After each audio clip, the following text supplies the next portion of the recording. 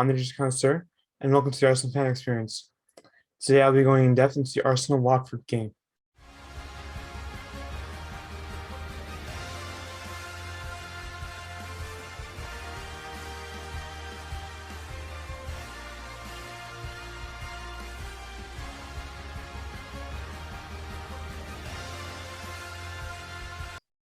Before I begin, I just want to reassure that Ted Lasso will not be making an appearance in this video today, but maybe he might in the future. You never know with him. He has a busy schedule.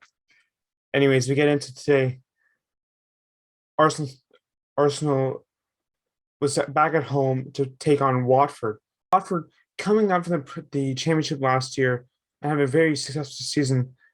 They've been uh, they've been flip-flopping between the relegation zone and just below uh, just below lower half of the table for most of the season so far.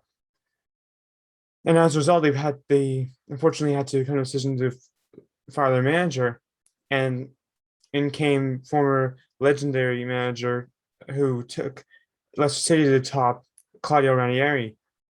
And they're no slouch, to be honest. They have some very good players: Josh King, Jure Kuka, and even former Tottenham left back Danny Rose. But as we get into today, we look at the starting lineup for Arsenal. One major omission once again, as no obviously no Kieran Tierney, but Thomas Partey not on the field today, and that was unfortunate. But hopefully he will recover in time for Arsenal's next game in a couple of weeks. But one of my favorite players for Arsenal, Ainsley Maitland-Niles, took his place, and I thought he did a diligent job in doing that.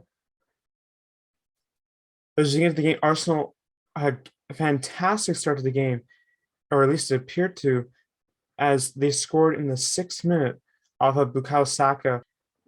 Unfortunately, the play was ruled offside, and I'm kind of perplexed as to why. I've looked at it multiple times, and it's still not sure why it was called offside. I don't have anything against the call, but maybe I just need to look at it again, and maybe I just didn't see something in it. I don't know, but it was a very good chance to start the game, and Arsenal will keep that up. Again, they're so good at asserting themselves early in the game, and that would once again pay off, as in around the 30th minute, after a free kick, where Alexander Lacazette would be taken down in the box, and Arsenal would be gifted a penalty. So easy pickings, right? You know, especially when Pierre-Emerick Aubameyang pulls up to the plate, and unfortunately that was not the case this time, as his penalty was saved by 38-year-old Ben Foster.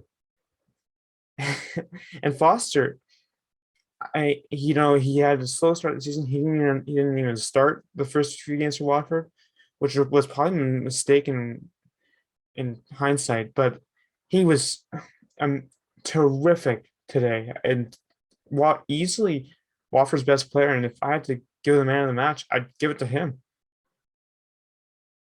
But after he saved it, Arsenal really dampened their spirits after that. And as we went into the end of the first half, it was 0-0. But as they got into the second half, however, they would regain that energy, and particularly early on, Ben White, who is prone to going on the offensive sporadically, made a very good, very smart play to get the ball up, and he made a move past Watford midfielder, and for a series of events, the ball ended up at Emile Smith-Rowe's feet, and Smith-Rowe, very, very similar to the game against Leicester last week, he knows where he wants the ball to go, and he put the ball exactly where he wanted it, and he was able to just get past get past Foster and give Arsenal 1-0 lead. And Smith Rowe vehemently deserves that. He's been fantastic all year, and deservedly, he just received a call up to the English national team for the first time. So good on him. There may have been some controversy on the play, as Watford was definitely not pleased with the goal. Arose from the fact that Ismaila Sarr suffered an injury in the play, and the referee did not stop. And unfortunately, in that case, when Arsenal's on attack, as much as I sympathize with Sarr in that situation, they had every right to go ahead and play play advantage with him being down. Just the way it is, unfortunately. But Arsenal would once again have a great chance in the 73rd minute, as after Martin Odegaard came on, he appeared to score, but unfortunately was ruled out to offside. And for all the dominance that Arsenal had, it almost came to, it was almost all for nothing, as Aaron Ramsey made a costly mistake in the 86th minute that Josh King almost capitalized on. But fortunately, he missed the ball completely, so it wasn't meant to be for them. And then a few minutes later, Watford would have the man sent off, with Yuri Kuka getting 2 yellows and a foul on Nuno Tavares. But overall, Arsenal comes out of their home match today against Watford with a 1-0 win, and I'm very satisfied with this result, as now they've won an innumerable amount of games at this point, and have moved into fifth in the Premier League. It's truly incredible, and I have every reason to be happy for this team. I've invested a lot of time in the players, and finally they're reaping the rewards, and I just hope they can continue this, and I believe they can. And although next time they play on the 20th, it will be something that they have not faced in a long time, a formidable foe in Liverpool. That will be a very interesting game, although Liverpool could be heading downwards in terms of form after their loss to West Ham.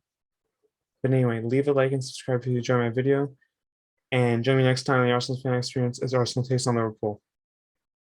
Arrivederci.